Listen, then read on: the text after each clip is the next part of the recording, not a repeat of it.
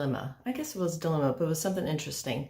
The conditions at where I was working were challenging. We were being pulled from one floor to another floor, like where we didn't belong, like from respiratory to labor and delivery or something to cover shifts or people, but it was outside our expertise. Also asked to pull double shifts or swing shifts, which was also very challenging as well, especially when you're taking care of patients and you have to have adequate rest in order to do that. So one day I asked, was there a union for nurses? And I was met with some very stern looks about how that's selfish. We care about patients. We don't do that to have something that was or somebody that was actually an advocate for what we did was irresponsible of us and selfish. Yet police officers and firemen and electrical workers and everybody else had unions to represent them, but nursing was excluded from that. So I was quickly learning in a female-dominated industry that we're supposed to be compassionate people who weren't actually supporting our families because we were females and not males. Very interesting how that twist has come about. So what I'm talking about today is making money versus helping others. This, of course, was a dilemma back then. It's a dilemma now, especially for female entrepreneurs who are in the health and wellness industry and that's exactly what they do. They help others, whether it's weight loss or whether it's skin care or whether it's chiropractic care or whether you're in the insurance business. It's all about helping people. And when you're a female in that industry, this seems to come up a lot more, as I said, for females rather than males, but that is also my experience as well. So how do you get past this when you get into business and you say, all I want to do is help others, but you have a family that you're responsible for and you have bills to pay. And let's face it, most of our households are based on two incomes. So your income is important as maybe as your spouse's income is. Or even if it's not, you still want to have a successful business and you want to contribute to the family. So how do you do that? How do you find that balance of it's okay to make money and you can still serve others by doing that?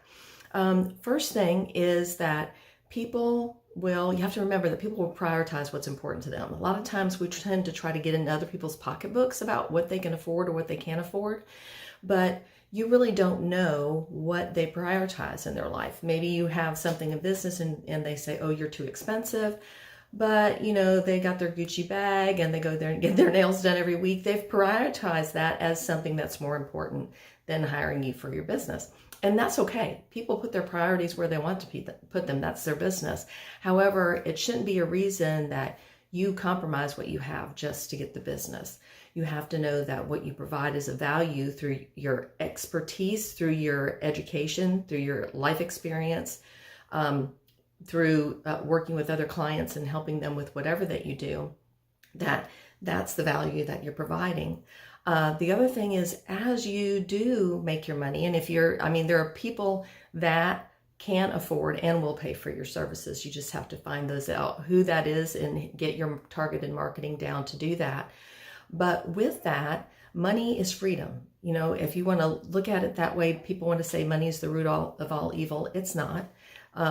There's people behind money. Money can be used to help so many people. And it provides that freedom to do it, because when you charge what you're worth and you find the people that are willing to pay for what you're going to provide, that allows you then either to offer a service for those who are in need and don't have the financial resources to provide the services that you're giving. Maybe you can do a free clinic, or you can do a free service, or you can do an open community event to invite people out and show them what you do and to help that way. So money provides you the freedom to do that. If you're constantly undervaluing and undercharging your services, you're going to be very frustrated.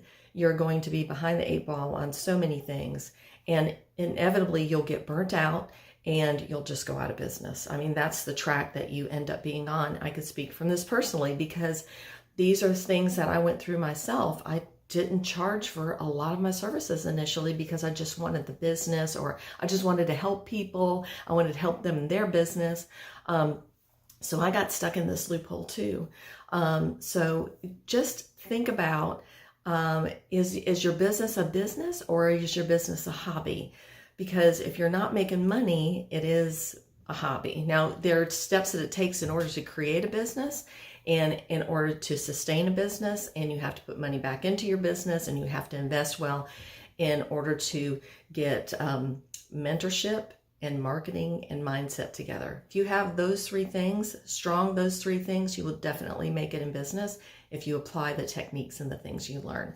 So I'm curious, did you ever have the situation like I was in that was similar, where as a female entrepreneur, you were considered selfish because you were charging for your services, or if you wanted adequate work services or anything like that? Have you ever had that experience before? Please share that with me. I would love to hear about it. Also, feel free to send me a direct message and let me know if you need any help with your social media or marketing services. My name is Christine Barrett. I'm a registered nurse and social media and marketing consultant and creative marketing strategist for healthcare and wellness professionals.